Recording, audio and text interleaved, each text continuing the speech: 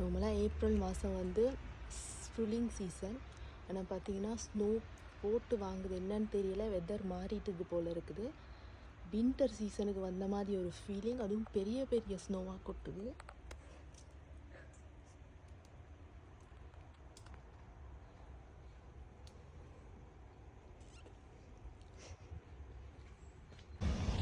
நான் உங்களுக்கு கார்டனில் காட்டுறேன்.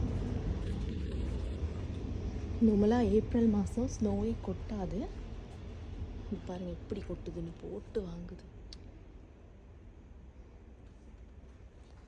அன்றைக்கி பார்த்திங்கன்னா ஞாயிற்றுக்கிழமை வந்து லஞ்சுக்கு பார்த்திங்கன்னா சுட சுட சீரக சம்பாவில் செய்த பிரியாணி, அப்புறம் வந்து சேலட், கேரட் சேலட், அப்புறம் கத்திரிக்காய் பொரித்து பெரட்டினது, அப்புறம் மட்டன் கிரேவி கொஞ்சம் திக்காக வச்சுருந்தேன். அது கூட சிக்கன் விங்ஸ் பொரிச்சிருந்தேன்.